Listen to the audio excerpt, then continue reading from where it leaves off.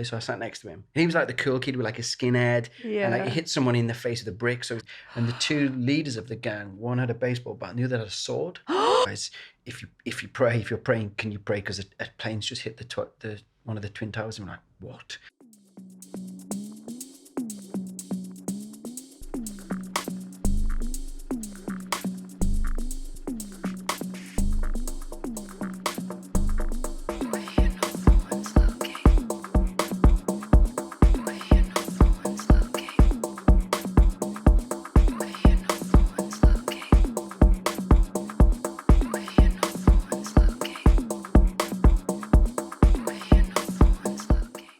Hello, and welcome to No One's Looking, the podcast where you can say whatever the fuck you want. I'm your host, Maggie. And I'm Melanie. And today we have Paul here. Hey, hello. Paul in the house. Whoop, whoop.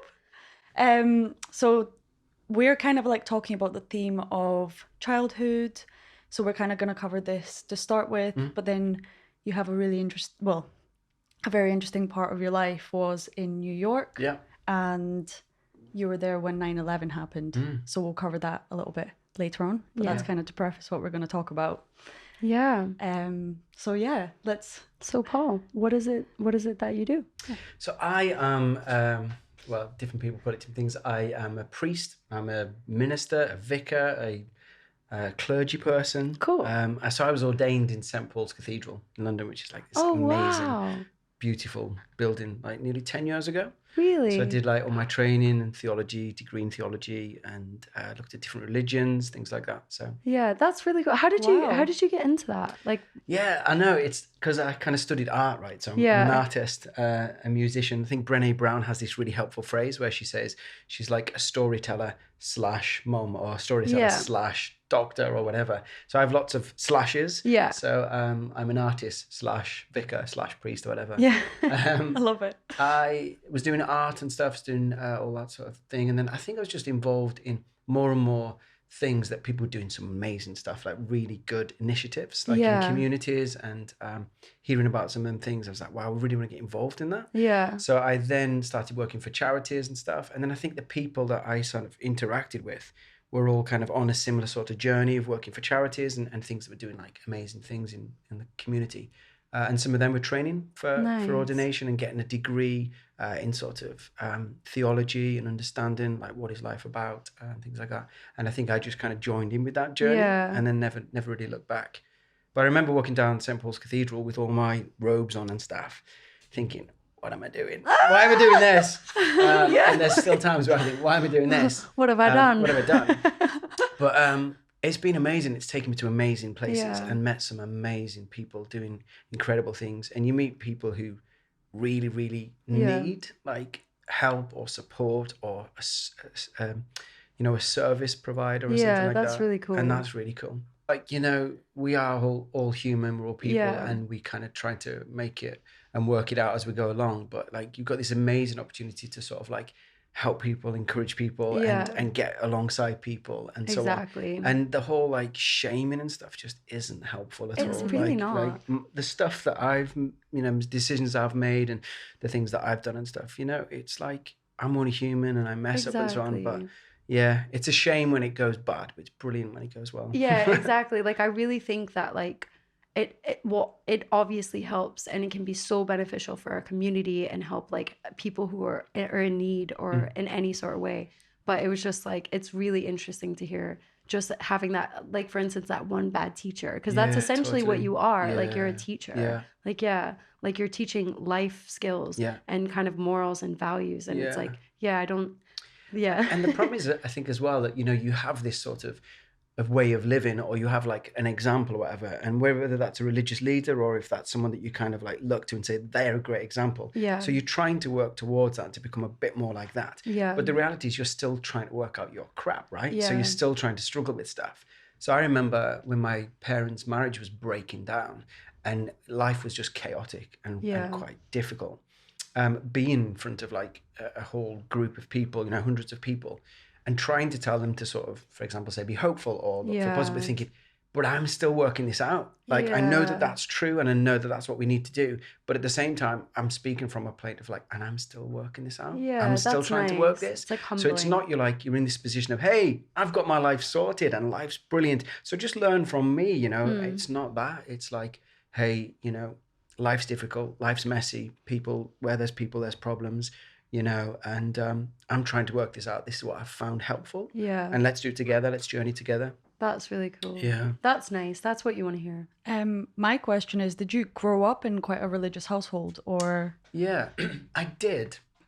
I have lots of friends that don't, and I think it's brilliant when they don't, because they don't have this sort of like churched sort of upbringing where they're being shaped a certain way, and it's like they talk like Christianese as a language almost. It's like, what are you talking about? Like, that doesn't make any sense in my world. That's so funny. But I did. My mum and dad were involved in it, and I'll come on to sort of that environment, because my dad struggled with mental health issues and so on. But yeah, no, I did. But I think what happened was, for me, I'd heard all these things, and I was like, yeah, that's great, and I'll go to church because my parents go to church. Yeah, that's great, and all that stuff. But there had to become a point in my life where it's like, well, do I believe any of that? Because like my parents did, but what about me? Yeah. And I think for me, like, I got to my teens, and there was one kid that was asking me about it every Monday. So I sat next to him, and he was like the cool kid with like a skinhead, and like he hit someone in the face with a brick, so it was like really hard, and I was scared of him. I was like, were you there? No, but he was like, that was the rumor. He's like, he's the hard kid, and he was like next to me, and he would ask me every Monday about what I did at the weekend. Yeah. And I was like, don't tell him I went to church. Don't tell him I went to church. Can't tell him I went to church, because he's going to like, I'm going to get the crap kicked out of me. Yeah. But his sister had started coming to church. And I was like, this is interesting. But it was like awkward. But anyway, he did a whole lot of drugs, and he got off his face. He'd been drinking and stuff, and he stole a car. And him and his friend were just booting it down this road on this car, and went over a bridge. And he hit the bridge, and the car left the bridge and went down and exploded, Oh my God. and he died. Oh my God. So I was like, man. And then I think that what if? rocking up at school thinking like, why couldn't I tell him that I went to church? Why, what was it that actually, there was something in him that was intrigued about why do I go, and what do my parents think? And I knew that his sister was going along to a youth group and to church, and she was probably exploring faith and all that. So what does it mean in life? But I couldn't bring myself to, because I was either embarrassed, shamed, scared, all them reasons. So I think for me, that was the turning point where it's like, yes, I'm brought up in a Christian home. Yes, my parents believe it. But do I actually believe it? Yeah. And if I do, then I'm just not going to be apologetic about it. I'm going to be like, no, I'm going to go for this. I haven't got it worked out. I've still got a heck of a lot of questions, but this is what I know to be true, or I found to be true in people and in humanity. Yeah. So that was a turning point for me, and it became my own faith then, not my parents' faith. That's crazy. I literally got goosebumps when No. you said that. I would like, because that's, I mean, whenever you lose people in general, you always have that like what if moment. So it's like just deciding to like not like, just being your authentic self and being true to yourself, and not ever having that kind of what if moment. Like, that's Reassess really, and process stuff. Yeah, that's like what type of religion did your parents practice? The same? So as you? so Christian. Yeah. So we were sort of brought up in a Christian, and I think I brought up with my parents sort of gathering people, having dinners, doing parties, doing socials, and all that stuff. And I remember when I was a kid, like I fell in a fire, put my hand in a fire, and come in screaming and stuff. And all these people like came around, they were like praying for me and hugging me and all that stuff. And then one of them took me to hospital and all that sort of stuff. It was an amazing community. Yeah. It really was. Has its challenges and stuff, of course. But that was kind of my upbringing. That's That really just nice. really, that reminded me of, I grew up with my mum is, in Eastern Europe, everybody's religious. Like it's not like a a question. thing. Yeah, it's like when I came to the UK, I realized that was a thing, not believing. Yeah. So Yeah. I just kind of, that you saying that just reminded me of whenever I was sick, my dad would pray over me. Oh, wow. And then he would put different like religious icons and stuff under my pillow and stuff. bless. Yeah, and he would like bless me all the time. And I was like, Dad, I will get better. Like I'm not dying. Like That's I think so it reveals funny. the heart. Like, if you're motivated and moved to be like, okay, desperate for you to get better and to get well. You know, in these moments where you turn to something other than just like Yeah. hope. Like, oh, please, I hope you get. It's almost like a really cry. I know of a mum that wasn't religious at all and didn't go to church, wouldn't even necessarily entertain them thoughts. But when her son had needed a new heart, he had a heart thing. Yeah. She went into the hospital and she was like desperate, like he needs a heart, needs a heart. And there was like a few hearts that would match and the blood type and everything, and flying, and it was against the clock.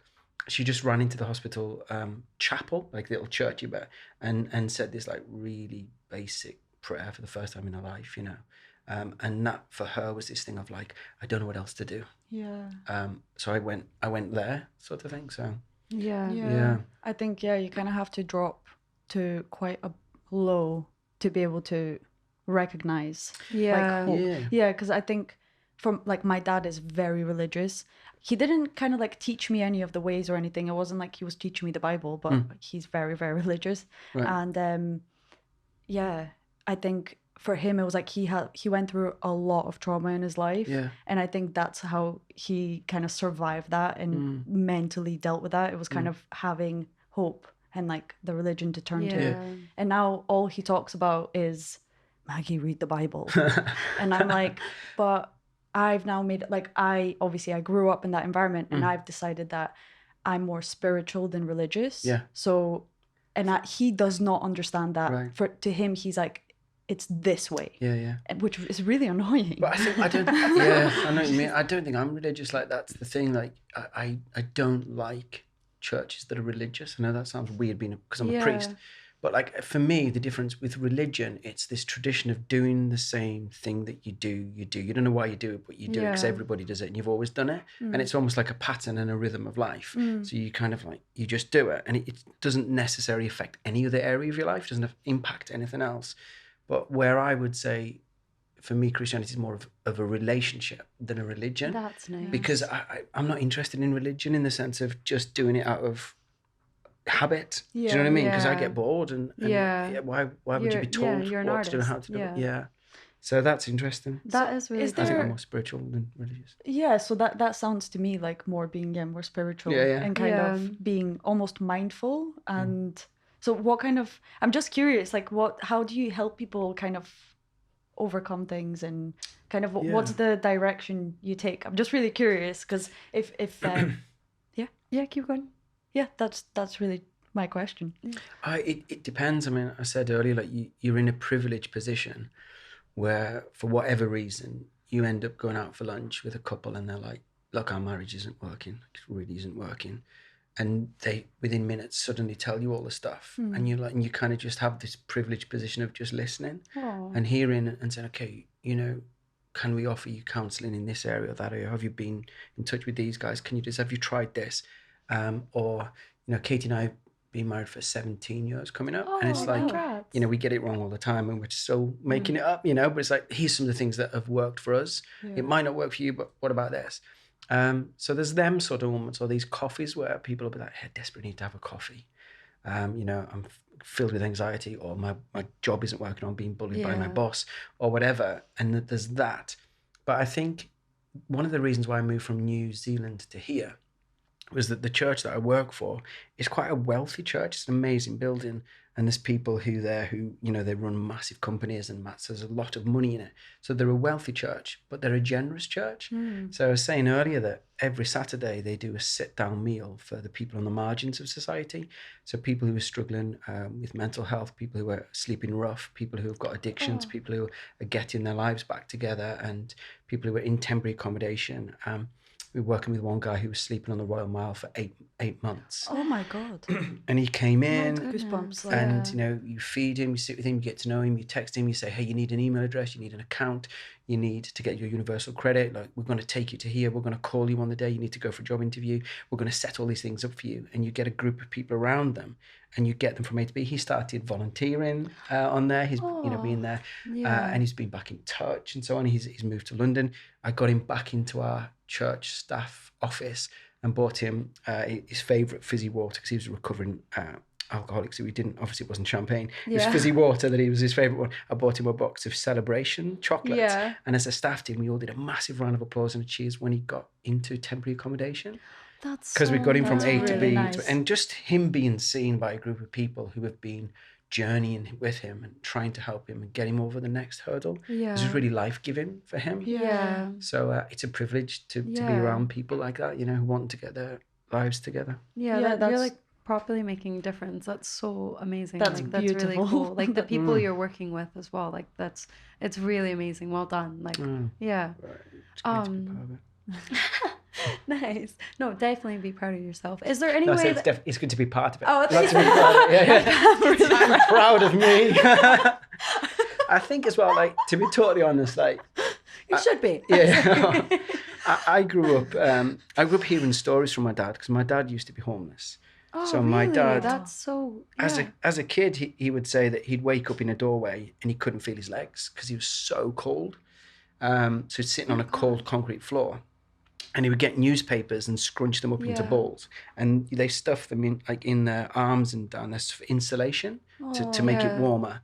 So I think probably in the back of my mind somewhere, I've heard all these stories of my dad being homeless. Yeah. And what it was like. And my dad's died now, he's no longer here. But when I'm in these settings of 60 to 120 people from chaotic backgrounds who are in difficult positions, some of the conversations I'm having, like, wow, this could have been my dad. Yeah. You know, I could be talking to my dad here. I could be helping my dad here. And it's somebody's dad somewhere maybe, or it's somebody's son. Yeah. So it feels quite real and not abstract. Yeah. So. No, I think usually, like, if you walk past a homeless person, we kind of like have to. I always notice it, but you kind of have to like switch it off because you're like, how can I help this person? Yeah. You're actually making a difference, and you're not just walking by, basically. Like you know, which that's. I mean, I oversee a team it's of people amazing. that do it. You know, the people do it week in, week out. I oversee and resource a team to do it, and it's them guys that really are. You know, and there's organisations. So there's an organisation that's started in Edinburgh, but now they're in Northern Ireland, and they basically, whenever you buy a beanie hat, they give you a second one for a homeless person.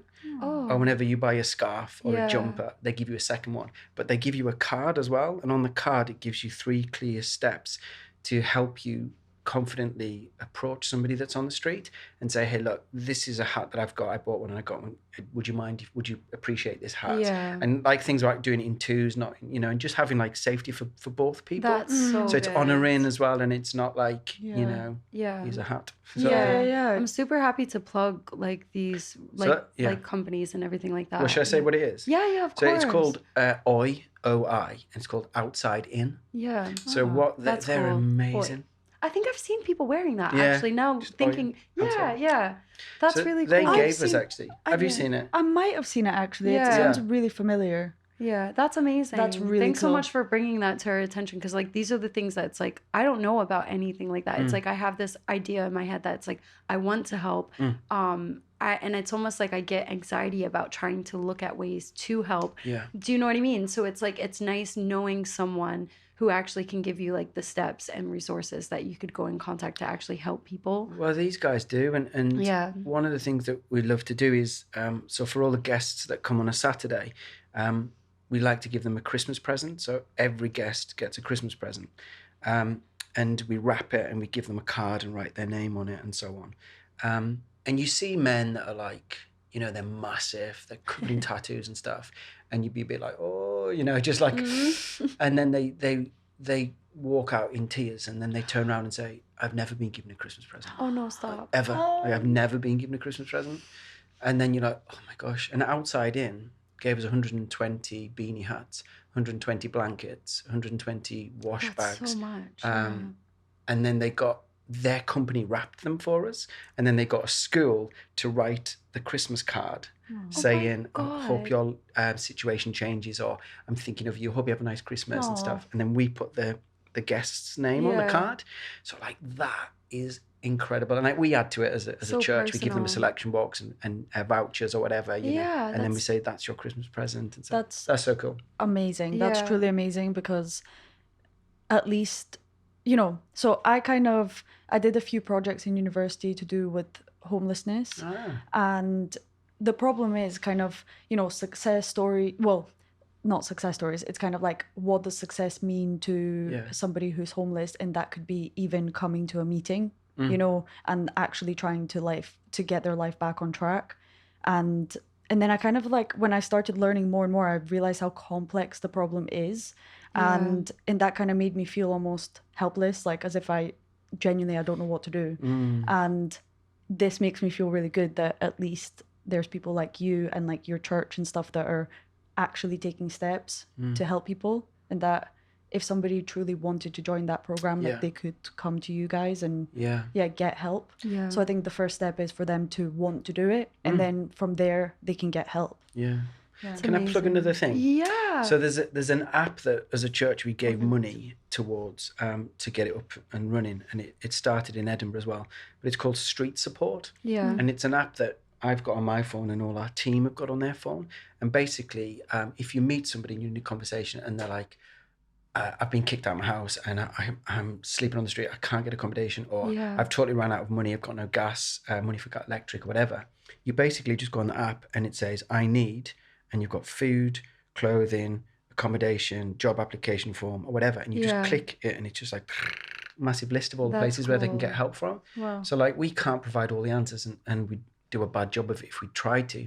But if we meet somebody on a Saturday and they're like, oh, I'm in this situation, I've run out of whatever, you can literally go on the app and like, okay, I live in Edinburgh, and it's really straightforward. It's amazing. So suddenly you've got all the tools, and they're just signposts to like, that's where you can get debt counselling, that's where you can get counselling, that's where you can get clause, that's where you can get food, that's where you can get help on accommodation. So it's really, really great. So they're a great charity organisation or whatever. Amazing. Street Support.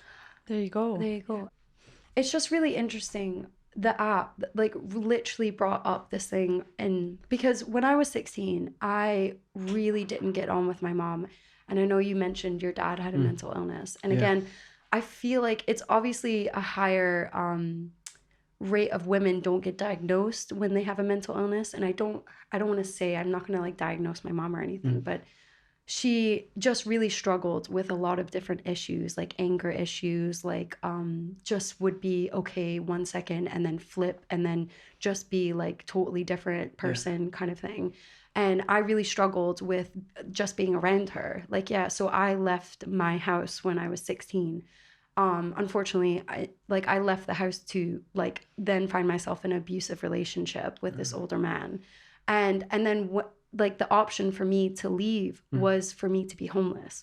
Like in the sense of like, I think when I was that young, I didn't realize that I was homeless in the sense because I had friends that I literally just couch surfed on. And like I would be like, how long will your mom let me stay? And they'd be like, a week. And then I'd go to the next house and be like, how long will your mom let me stay? And they're like, 3 days. Like, do you know what I mean? Stuff like that, or your dad. And luckily I found... You can live with me, Melanie. I know, literally. Luckily I was able to find one of my best friends who I'm still best friends with. And her parents like recognized that I obviously had nowhere to live. And I did have family. I'm not saying this in the sense, but I wasn't close enough with my family to be able to feel comfortable to reach out to them, like, and in that sense. And again, and I would have had to like move, like, cause in America, I would have had to move. So it's like, basically I had to choose to be homeless and go to college, or I had to give up being like college and move in with like family in New Orleans or something like that. And I chose to couch surf or be in an abusive relationship. Like that was my options until I found my friend who their parents like let me stay there for like 3 months. They would have let me stay longer, but when she went off to college, I decided not to. And again, you don't realize that you actually didn't have a home until like I met this other girl randomly in the park. I was just playing basketball and she was sitting all by herself in the morning, and she was 19, and she was just really friendly. She was like, most people don't say hi whenever you walk by, and she was like, you smiled at me and said hi, and we just started chatting. And literally she was in the exact same situation as me. Her and her family didn't get along. Like she got kicked out by her family, and like her parents were just basically not involved at all. And then she was basically like forced to live with this boy and his mom, and luckily they've been nice, like do you know what I mean? They've been nice to like offer them, and she's been living with them for like 5 months now. But it's like, what if I keep thinking, because I've actually got her contact details, and I keep thinking, what if she doesn't want to be with him. Like, do you know, in the sense, like, I didn't want to be with that guy, but I had nowhere to go. Yeah. Like, do you know, and I felt trapped. And I keep thinking about her, and it's just like really, like, it actually really hits the spot at home, like knowing that there's this application, or like there's people in Edinburgh specifically that I could be like, yo, like, you know, and just like tell her, like, because like, it's good to know stuff like that. Yeah. I think every time, so I know that one of my friends used to work in a hotel that gave shelter to homeless people. Yeah. And it was during COVID, so it was like a nice hotel. Yeah. And every time we walked past a homeless person, my partner offered them that hotel. Just to be like, did you know you can actually stay somewhere? Because there was a few days during the winter time that was like really bad. It's cold here. There's a cool story that when I was in a church in London, they worked out that actually in the winter months, if someone's sleeping on the street, the temperature, when it drops to a certain point, it becomes deadly. So you can physically, you know, you die if you don't, you know, if you're not, your body's at not a certain temperature. And they were like, it's not the answer long term, but a sleeping bag makes the difference between life and death, because it gets it gets you warmer. So this church worked out that I think they contacted some sort of company, some outdoor camping company, and they're like, look, we want to get a load of sleeping bags. What could you do? And they managed to get a really good quality sleeping bag at a discount of £20. Oh. So they're like, okay, they bought hundreds of sleeping bags, like hundreds of sleeping bags. And I remember being at church, and then they said this thing was like, look, this isn't a long-term answer, and we're working on a long-term solution. But for now, like looking at the weather forecast, people are going to freeze and die over the next few days or weeks if they're not in a sleeping bag my God, that on the street. is awful. So they're like, if anyone's got £20 and they want to, they don't have to, but you know, we're just saying £20. So it was my job. It just happened to work out that it was me that did it. But I was the one that collected in the collection. You know, like when the plate goes by, that sort of, oh, the collection, here's some coins. I've never seen so many £20 notes in my life. And I was like, oh my gosh, that's another sleeping bag. That's another sleeping bag. That's another life. That's another life. That amazing. Person's going to stay alive. You're going to get, and you're like, keep getting goosebumps. I actually can't handle this anymore. And that's when you see the goodness in humanity, in people who are like, of course we want to help, of course we want to do it. And like, you know, I think so often the church has been this like judgmental sort of thing. It's like, what are you doing? Like, start helping, start getting involved, start loving, start being, you know, humankind, you know, start being kind and so on. And when you get them glimpses of like, yeah, that's it, that's what you should be doing, that's what we can do. So you can immobilize people to do some great stuff. That's amazing. Incredible. It's really given me like a totally different perspective, and I'm like, honestly, well done, because like I personally, because I grew up in such a harsh like Baptist Christian background, like where it was super judgy, like down south in America, it is like a lot of the culture is a little bit backwards, like a lot of it backwards, in my opinion. That's only my experience. But like, and so I really resented religion. Like, and again, as I got older, I realized like, obviously it's not for everyone, and everyone needs it for a different reason. I should never judge something that's helping people, or like, so for this, like specifically, it's really like, it's just kind of opened my eyes that like, it's not all bad. Like, do you know what I mean? Because just my experiences and the experiences I've had like in America, like this is just really, really cool. Cause I've like, when I moved over here, for instance, like nobody was religious, and I was like, wow, it's actually like, it's like cool. Like, you know, like I don't have to feel ashamed. And not every 5 minutes someone's parents ask me, do you believe in God? Like literally I had a stranger ask me that before. I was like, like 5 minutes within 5 minutes of talking about it. Isn't there parts of like, you know, America? I went to North Carolina, Charlotte in North Carolina. And I remember like getting a lift somewhere, and I was driving, I was like, what is this? Like, why is there so many cars on the road and there's people like in high-vis jackets and stuff? I was like, what's rush hour? What are they all doing? Like, oh, they're going to church. I was like, was everyone going to church? And it's almost like everyone. It's almost weird if you don't. Where here it's like weird if you do. Because I like my mom was like religious, like how you said, like, putting the like stuff and praying when you're sick and stuff. Anytime something went wrong, my mom would be like, get the, like, I don't know, Mary's card out. She wasn't actually Catholic or at all. Like, she would just be like, this is the Lord's Prayer that we're doing today. We need to sell the house, children. Like, and it worked. Like, literally, I remember we were like struggling with money and we needed to sell our house because my mom didn't want us to grow up in New Orleans in the area that we lived in. It was really rough. And she was just like, we need to sell the house. So every day she would get me and my sister to go outside. And I swear, like, we buried something. It was probably a wee bit of voodoo added into Oh my God. Bit of that thrown in. And then Sprinkle of voodoo. A little bit of blood. All right, children, open your mouth. Spit in there. But yeah, and it worked. Like, we literally, like, we had someone interested, like, in the house within a week later of praying every day and lighting this candle and going outside. And it's like, in the sense Sounds of like the law of attraction to me. Yeah, that's what I mean, is like, it's all the same thing in a sense. Like, do you know what I mean? There's an Like, interesting thing that's just come out this week in the BBC, actually, that people in their 20s, and I don't know if it's because of the pandemic, but have started praying or attempted like some sort of spiritual connection in praying. Yeah. And that's kind of like massively gone up the roof in the 20s and 30s, whether it's because of the pandemic of like, oh my gosh, what do we do? What's going on? What's wrong with the world? All that stuff. But there's an initiative called Try Praying. You'll see them now. All over the buses. All of the buses, all of it makes me laugh so much. So it's like, you know, have a go at praying sort of thing. And I don't know whether that's been a signpost for people to try stuff praying, and to try praying, but maybe. Yeah, that's really interesting. That is, yeah. So I know that you mentioned that your family was religious and that your dad had a mental illness. And I feel like all mental illnesses are different, but what was that like growing up with your parent? Yeah, I mean, it confusing, I think. You know, it's confusing to work out what's going on in someone's head. You know, are they thinking rationally? Are they thinking, is it the illness that's kind of that's forming the words and stuff? I mean, what happened was, in the sense of a day to day, my dad would sleep during the day and then he would get up at night.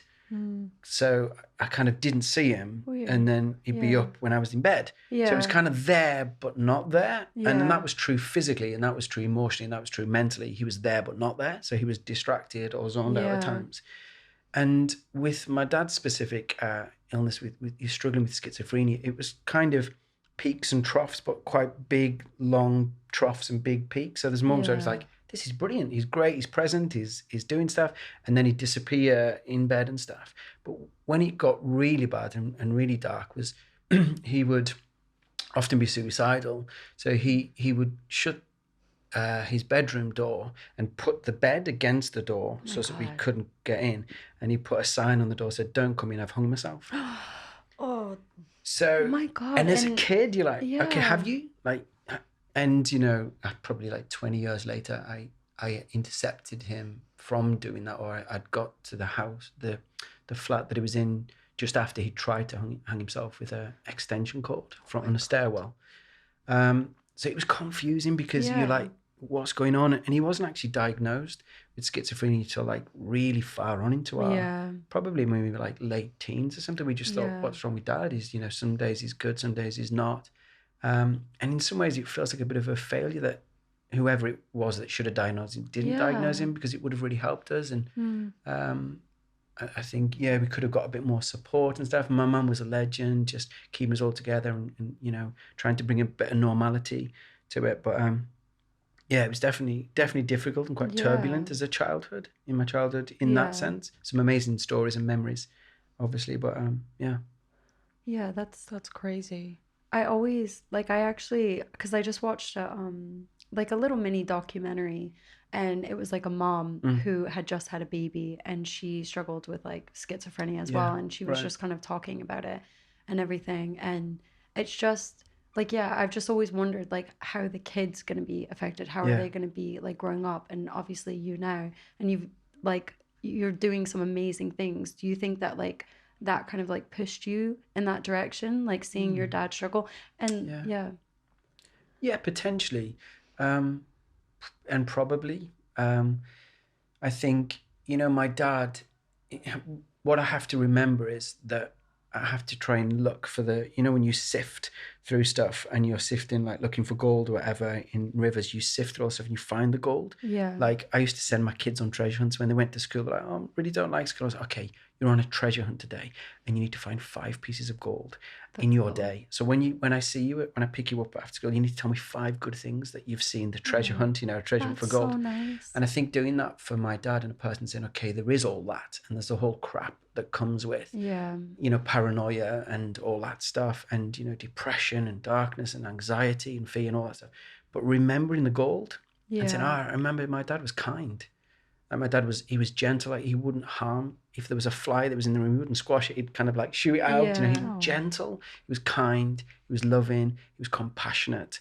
You know, he would help people that were kind of homeless, and you know, he'd pray for people coming out of doctors. You know, it's like, is everything all right? And his just heart was kind. You know, he was soft. And I've got to remember that and cling to that so that they then don't reject my dad and say, I'm never going to be like my dad. Yeah. Because he was struggling with an illness. Yeah. And of course I want to be like my dad when he was kind, loving, gentle, because there's some gold in there, some lovely things. So that's really nice. Everybody should take that. Everybody should look for gold in their day every day. That's treasure hunt. Yeah, that's amazing. That's really nice. Because Melanie, obviously, you know that Melanie has kids. And yeah, sometimes, like Melanie was just telling me, they came out of school one day and one of them was like, oh, I don't like this and this. And Melanie was like, that's weird. Why would you think this? And then she started listing all of the lovely things that they have. It just reminded me of why this. Focus on the negative whenever you have so much positivity around you. Like all you're doing is like attracting that negative mindset. And it's just like, it's such a sad way to live. Like, do you know what I mean? Like, so it's just like, always be grateful. Like, because there's like, I was saying to the kids, they were saying like, oh, we don't have a swing set in our school. And I was like, yeah, but look how much space you have. You live right by the beach. Totally. And then and it's like a light switch went off in their brain and they were like, oh yeah. Like, you know, but it's interesting how negative people can really affect like a child's mindset. And it's just like, for instance, like with my mom, and again, she's undiagnosed or anything, but she would just have these huge anger outbursts and she would physically like abuse like all of me and my siblings, like, do you know? And like, it was very much like raised by fear, like, don't do this or else, like, you know, like, you know, don't cry because I'll give you something to cry for, like, you know, like stuff like that. And so it was like in that headspace of like, you're hurting me and like, do you know what I mean? Like, you're hurting me and you're the only person I want to make me feel better, but you're the one inflicting pain. So it's like really confusing because it's like you want them to be there and to make you feel better. Yeah. But it's like, you're the one who's hurting me. So now I'm really confused. Is this how everyone is? Is this how love is? And I grew up like so confused because I thought if someone were to hurt me, and that's why it was really easy for me to fall into an abusive relationship because I grew up in that environment. And for me to overlook it in that headspace, because people are like, why wouldn't you just leave in all that stuff? But it's like, you don't understand, like everyone has different experiences. And when I didn't realize that, but like it made it more okay because that's how my mom used to raise us. That's how she loved us. Like, do you know what I mean? She thought she was doing the best that she could do by making sure that we were in check all the time. Like, do you know what I mean? Yeah.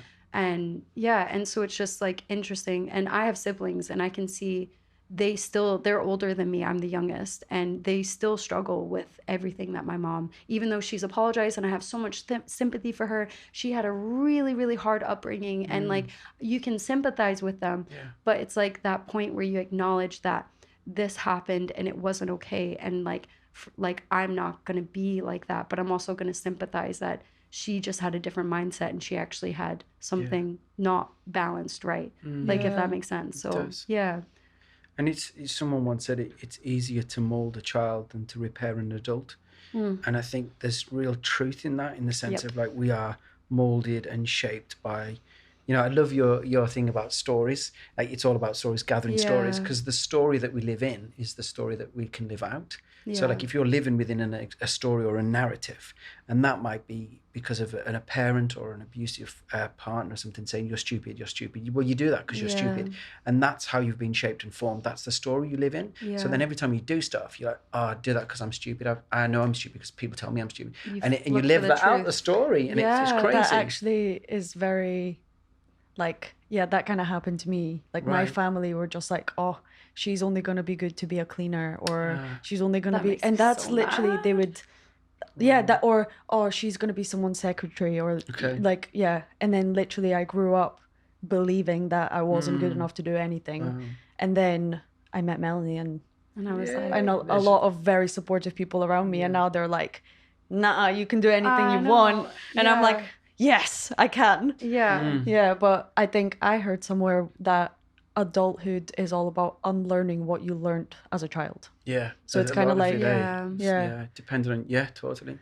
There's, abracadabra, the magicians of the Oh. world, abracadabra. Yeah. So there's the link to that, or there's an Aramaic connection to that word, and it means as I speak, I create.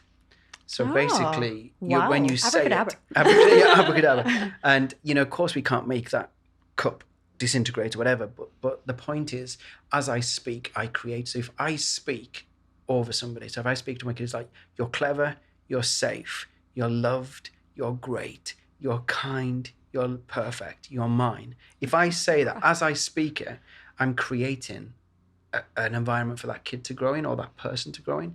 So our words have got like the power between life and death, and it's like, from a Christian point of view, like thinking about an Old Testament or an understanding of like a creation narrative, God's kind of said, let there be light, and he doesn't touch it, doesn't switch it up, but he just speaks it, and something comes into existence. Yeah. And I think often, we've got the responsibility and the opportunity to speak well of others and to say stuff, to create something within a person, because we all think we're rubbish sometimes, don't we? All think, I'm no good. You get up, oh man, I've made a mistake again.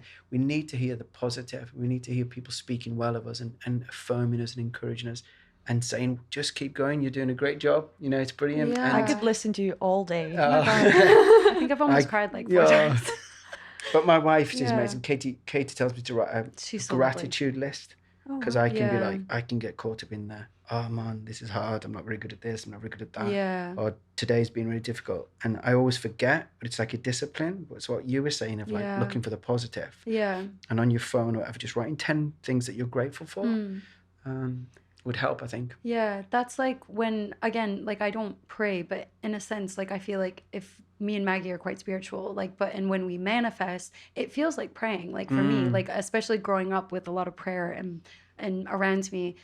And yeah, like I will say the things like in a positive way. Like if, like for instance, Maggie shared like her like kind of manifesting mantra. It was like, I attract positive finance into my life. Not just finance, positive finance. So something that's going to positively affect me, and it's not going to be a negative experience of getting money in that sense. And I say it to myself over and over, and how that abracadabra moment. But I don't just say that and then think, okay, that's me done. I always say a whole or write or like think of all the things that I'm grateful for after, because I feel like it's not completed until I like do that gratitude kind of list in a sense, and I go through all the things, and then I just say thank you, like to the universe, to whoever, and I say thank you 3 times, and I'm just like thank you, thank you, thank you, like so it's like really solidifying that like kind of I'm asking for something, but I'm also grateful and grounded, and then I appreciate it by saying thank you, and it's like that becomes like that's my routine. Like I do that almost like every morning and night, and it's really helped with like headspace and like just like just trying not to get stuck in that kind of like you suck, blah, blah, blah. And like literally I said like The voice. a year ago I wrote down, I think it was a year in July during lockdown, and I was really struggling. Like I've always struggled with depression, and this is the first year that I've not been depressed, like which has been really great. But yeah, I wrote down that I wasn't gonna have any more self-doubt. Like I was gonna, obviously you can analyze yourself and be logical, but I wasn't gonna let anxiety rule and take over my life. I wasn't gonna let self-doubt control my life anymore. And I'm happy to fucking say that I do not live a life that is ruled by self-doubt, and this is the happiest I've ever been. And it's Great. like, and again, it's just like getting that, it's brain training, like getting that routine in your head. Like every time a self-doubt thought popped in my head, I'd be like, get out, you suck. Like, you know, I don't need you in my life. Yeah, like, yeah, you know, yeah. I would like sing a song in my head because I love singing. To counteract it. Yeah. And so I'd like sing a wee tune just being like, no way, get out. Like, you know, like no room for you here. Like, and make it really fun. So it's like self-doubt became funny. Like, you know, it's like, that's so silly. Like I'm laughing at myself now. Like, why would I think that? I think acknowledging it actually makes you realize how much you doubt yourself. Yeah. Yeah. And then you're like, okay, now that if I eliminate this fear, what can I do? Anything. Yeah. Like, imagine the amount of things that you're afraid to do that are even like little things that stop you from taking that leap to do something else. Yeah. And literally, if I let my fear run my world, then I wouldn't be here doing this podcast. Exactly. Yeah, there's a book called, it's like a multi-million sort of, one of them books that have sold millions and millions. It's called Feel the Fear and Do It Anyway. Nice. And it's a lady who, her marriage had broken down and she was in a whole lot of mess and stuff and struggling with anxiety. And she would just look in the mirror every morning before work and look at herself. She'd just be in tears every morning, getting herself dressed and stuff. And then having to sort herself out to put her makeup on and stuff. And then she just lost it. And she started swearing and stuff in the mirror and like just screaming out in the mirror and stuff. And so on. And she's like, I've had enough. And she was like, probably like, you know, really going for it.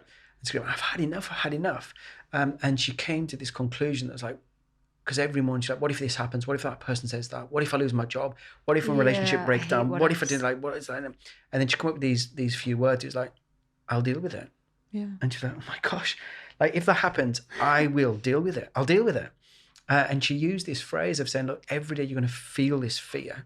And if this happens, and it might not, but if it does, I'll deal with it. I'll deal with it because I've dealt with it in the past, and I'll deal with it. And, you know, you need people around you to champion you and to walk alongside you and do life with you and remind you who you are. Yeah.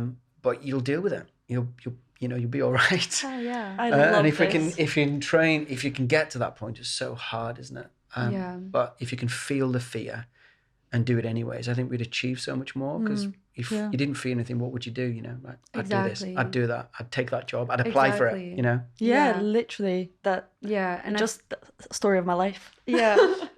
You guys are doing a great thing. This is brilliant. Thanks. Like, this is an awesome opportunity. Thank you it so looks much. brilliant. It's so professional. It's just great. Really good opportunity. Thank you. So you're doing great things. Yeah, no, thank So you. are you. I know, literally. Thanks for coming and like everything, but don't leave yet. I was like, don't leave. I thought that was my cue to be like, thanks for coming. Okay. No. We know that whenever you were around 19, you moved to New York. Yeah. What did you move there for, like a job or like? Yeah, it was an internship. Nice. So I was like, just an intern. Cool. And I lived in this really small town, lived with my parents and just knowing everything. A really small fishing town in the northwest of Cumbria. But I moved from there to like Brooklyn. And that was the first time I kind of moved out, and I was like, Yeah. Did you travel anywhere before that? No. Were you? So so it was literally went time. from there to it's crazy. Oh So my god. I mean, it was like in the day when like people didn't really do emails, but like emails existed, and apparently they'd sent me an email saying we'll collect you from the airport, but I didn't get it, or I didn't check my emails. So I turned up in New York, and this airport was like, okay, how do I get to like where I am? So I'm like, I was at JFK airport. I was like, so like I went to a taxi and I showed him the address. And I got in a yellow cab, you know, the yellow taxis. And they drove me to this petrol station. He's like, okay, you need to get out. I was like, what? And he said, I can't take you where you're going because we won't drive our taxis into that area. I was like, why? And he said, we're just a Target. We've got money. We carry money. We're a yellow cab. You need to go in an unmarked taxi. And I was like, crap. So he went and then he didn't have a mobile phone. He went into the petrol station. He called a friend who owned a taxi company that wasn't a marked taxi. So he called them and he was like, just wait here. And I was like, I'm in New York. Oh my gosh, I'm here. I have no idea where I'm at. And why is this guy dropping me? And why can't we drive into the place where I'm supposed to be going? I'm going to be living for the next 4 months. So I waited, and then this like red car rocks up, and this random guy, and he's like, okay, my mate's called me. Apparently you want to go to this address. I was like, yeah. I said, okay, get in. And I honestly was like, this guy's definitely got a gun in the glove compartment. Like, it's definitely like, this is not going to end well. So I've got my rucksack and I'm in there. and he drove me into Brooklyn, into Bushwick, which Yeah, I feel like I've heard of that. Yeah. it's quite hipster now, quite cool, but at the time it wasn't. So when Yeah. I turned up, I was in the car, and as we were about to turn around to park to where he dropped me off, there was two gangs, and they were fighting. And the two leaders of the gang, one had a baseball bat, and the other had a sword. So they're like literally at each other. And I was like, oh crap, like what have I done? Where am I? So he dropped me off. I wouldn't be able to leave the house. And I was banging on the door. I was like, let me in, let me in, let me in. And only the cook was in because the guys had gone out to get me at the airport. Oh, yeah. Because I hadn't got the email. Yeah. So I was in there like absolutely bricking it and crapping myself thinking, what have I done? And every night there'd be gunshots in the area. And so you'd hear people shooting and all that. Oh my God, that's so scary. So that was day one. And then, so that was the 1st of September 2001. And then obviously the 11th of September. Yeah. So I was there for 10 days. And then the world changed, right? It's like... Oh my God. Crazy. Oh my God. And then when where 9/11 were happened, you? where were you and how? So the freaky, scary thing is that I try not to think too much about was that it was the first official day of my internship.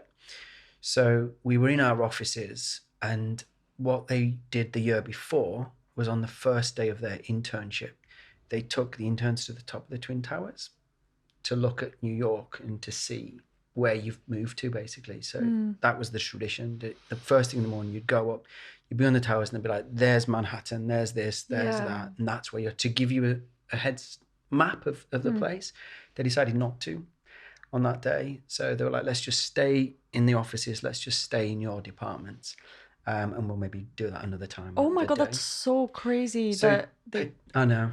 That's so insane. potentially, if they'd have followed the pattern of the previous year, the first day of the internship was usually spent on top of the Twin Towers. So I was glad they didn't do that, obviously. I bet. Yeah. But it was freaky. Like, that's Awful. like fate. Like if you fate or like, that's insane. Like, oh my God. Yeah. So we're in the office and just getting to know the team, and it's all on video. Actually, I'll get you the audio of it because it was a documentary that was made for, I think Channel 5 used it in the end. But it shows you them bursting through the door, and they were like, guys, if you're praying, can you pray? Because a plane's just hit the one of the Twin Towers. And we're like, what? So then we ran up onto the roof and climbed on our roof, and we just literally caught in this moment of like one of the towers just falling down. And I don't know whether I blanked it out, but then obviously the second plane hit. But there was smoke, and I don't know whether I physically saw the second plane hit and the time thing, but I was watching them both just crumble in front of me, and all the smoke and everything. And there's this weird moment where the cameraman, who was from London making this documentary, he was just like, oh my God, oh my God, oh my God. And he's just saying this over and over into the camera, because he's filming it. He's filming the towers falling down from our roof as we're just looking at it. And there's this weird moment where I was like, oh, this is weird. We're in the middle of it. We're looking at that. And then I was caught in between two worlds, because I was on my roof there. That was happening there. But this side of me was I heard someone whistling. I was like, what they're doing? And so I kind of went to the edge of the roof and looked down. And it was a guy delivering loaves of bread to a bread shop, totally oblivious that on the other side of there, there's people dying every second. Oh my God. And he's just delivering his bread, and he's whistling this tune. It was almost quite harrowing and quite like apocalyptic, quite like you were caught in a movie. But I was in between two worlds. I was in between a world of people dying and then a world of a guy just delivering his bread, whistling away, like oblivious. Totally. So that happened. That's so traumatizing. And then that was September the 11th. And then September the 12th, we went to Ground Zero. And we're kind of just there, and everything's covered in ash. Yeah. All the windows of the shops, just horrific. But it was like, and it's not enough to say it was like being in a movie, but it's the closest thing, like an apocalyptic movie, like this is the end of the world sort of thing. Because there was like teenagers with pictures of their parents that they'd managed to photocopy somehow, and they were pinning them on lampposts saying, is anyone seeing this person? Is anyone seeing that person? And it was just awful. Yeah, so awful. And you kind of feel like, what can we do? Like what in all of this?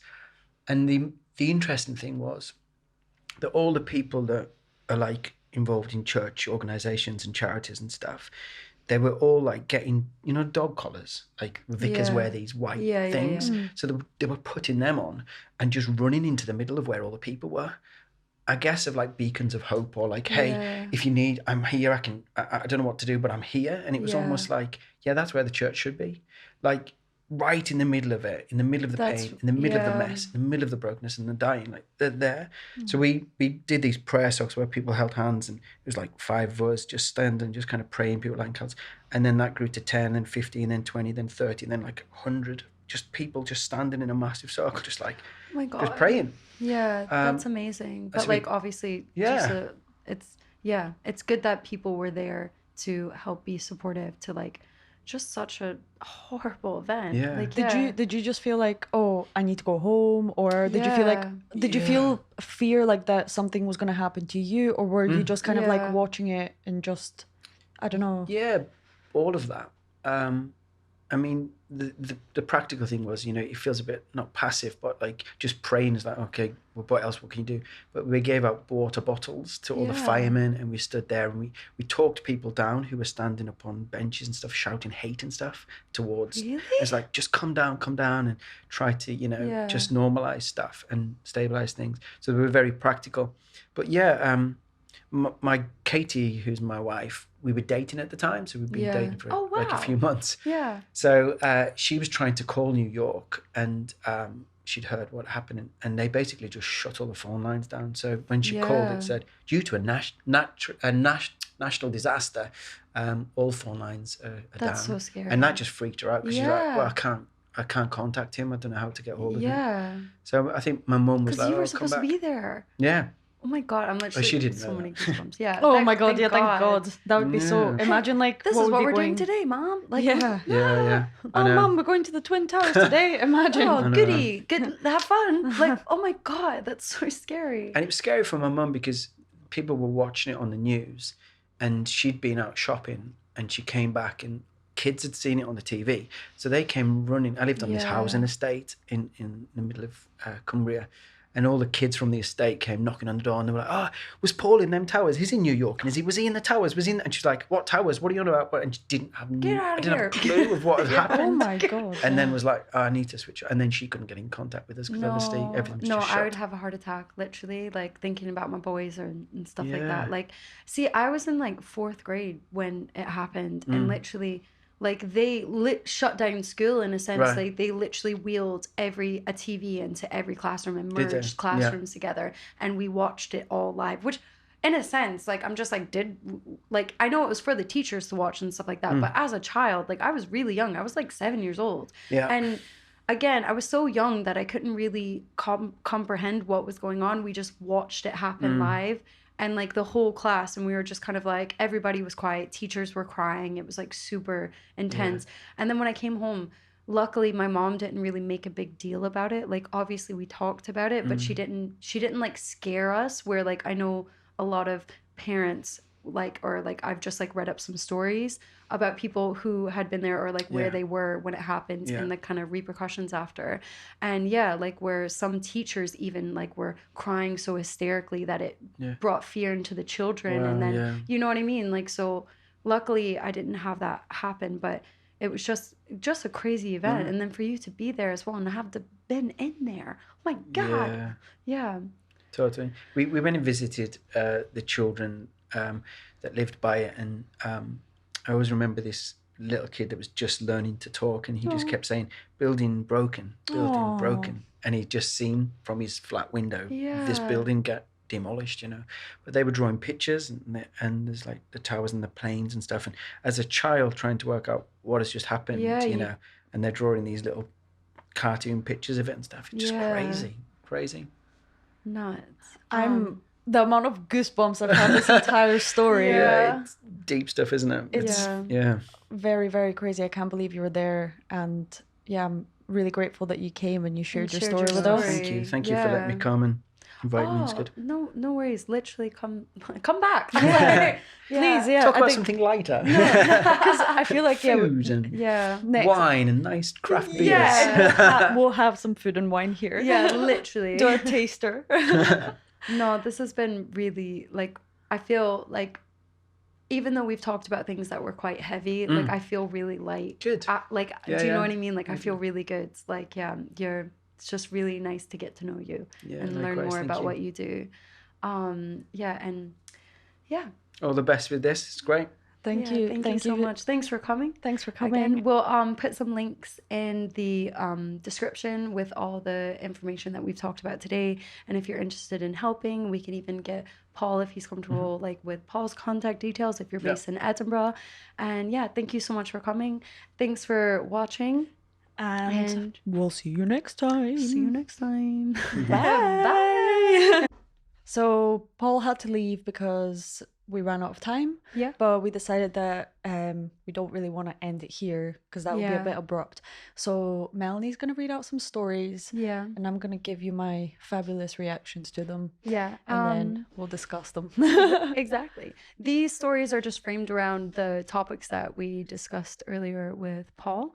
And yeah, so let's just start with the first thing. So we talked a lot about having a parent with mental illness, and I had some anonymous stories or kind of like insights about what it was like growing up with a parent with a mental illness. And these are some of the response of our listeners. So, what was it like having a parent with a mental illness? This one was really uplifting, and I really, really liked it. And I just loved the response and the insight, and it just made me feel really good. Okay. So they said, you live with a lot of anxiety. If you have other trusted family members, try to reach out to talk to them or find a mentor. Keep your chin up, do good in school so you rise up. Don't be down on yourself about it and think it makes you defective. If you resent them, recognize that and understand it's normal. When they're having good days and you enjoy them, let yourself do that. Just keep reasonable expectations and develop healthy coping mechanisms.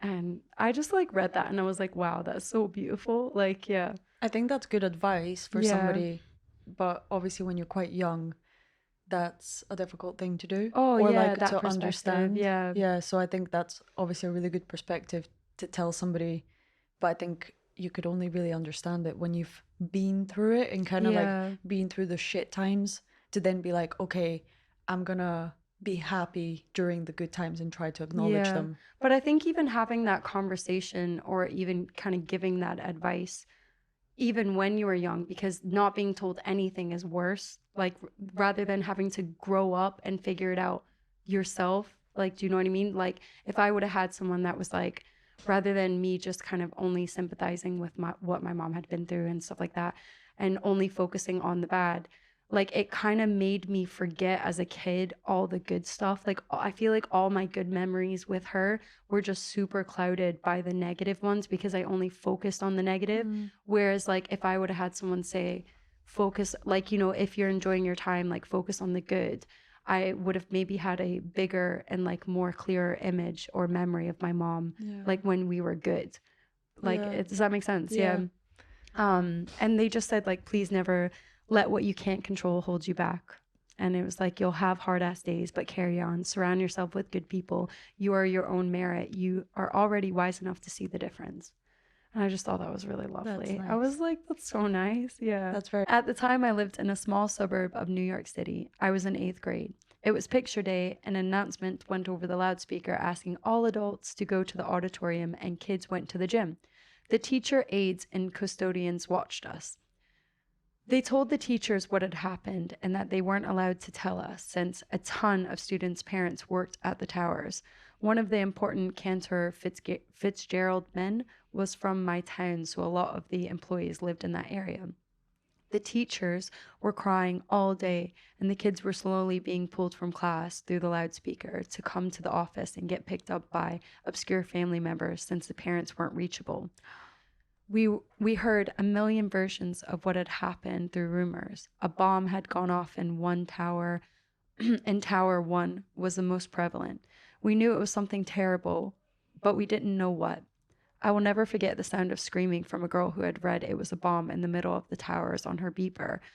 Her dad worked there and did die that day. Oh my God.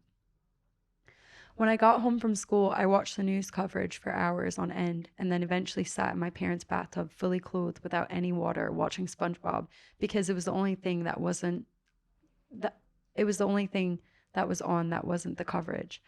That week at school was rough. They kept it open so kids would have a place to go and grieve and be and hope and talk as they were still recovering people.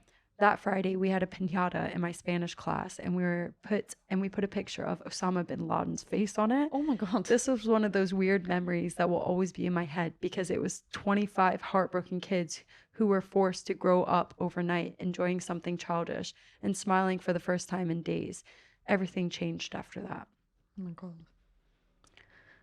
I mean, yeah, oh my God. The Osama bin Laden piñata is a bit... That's a bit crazy. Like, as the Spanish teacher, like... What was she thinking? I mean, like, I hope it made the kids feel better, which they did say were smiling for the first time in days. So I'm glad it did work. But maybe just the piñata. I feel bad for laughing. It's so sad, but it just threw me off a bit with the piñata. Yeah. How about I'll give you a quick story to brighten up the mood. Yeah. Right. When I was a child, I went to this person's birthday party and there was a piñata there, and the birthday girl got her eyes closed, like they covered her eyes, and then I stood next to the piñata because I was a clueless fucking child, and she swung that bat full force into my face. And I was like, what the... I just remembered that. Smash in the face. Yeah, she did it full force, and I was like, ow. Yeah. I was like, what the hell? So there Was that you your go. first time around a piñata? I'm pretty sure, yeah, I probably didn't even know what was going on, that they were gonna like hit it or something, and then here we are, still alive. Yeah, Didn't- didn't get a concussion. Yeah, brain damage. That's pretty obvious. Fuck you.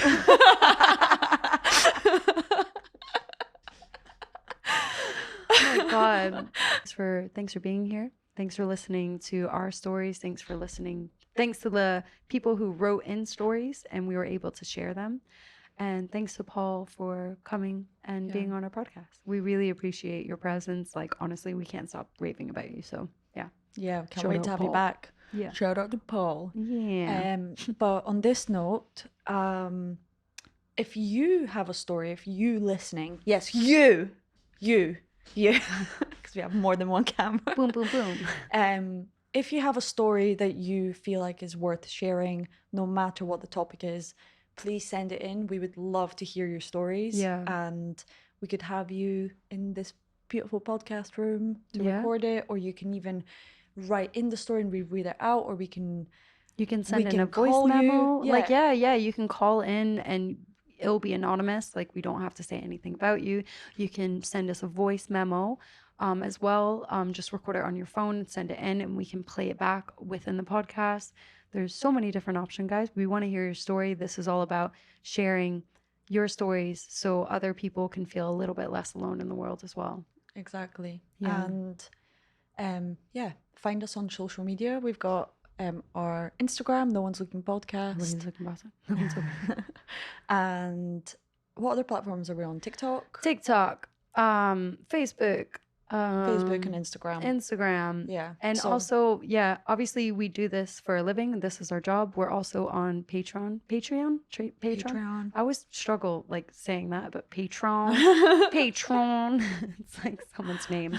Patron. Patron. We do this for a living. This is our job. So if you can contribute, like if you saw us on a day out and you would like to buy us a cup of coffee, it's actually cheaper than a cup of coffee, like nowadays, especially in Edinburgh as well. Then contribute if you can. If you can't, keep listening, and then hopefully other people will contribute for you. And we appreciate all the Patreons that we have right now, all of our followers, all of our listeners, and Yeah, well, we basically just give you some of the behind the scenes things or some of the takes that we decided are quite interesting, and we just wanted to share them with, it's kind of like extra content that's exclusive to anyone that signs up to be on our Patreon. So you get a bit of extra, a little bit of A little bit of sprinkle. Yeah. I was going to say the sugar, but you never say that. Sprinkle sugar on top. Well, I mean, you guess you would. Sprinkle a little salt. The sprinkles on top. Yeah.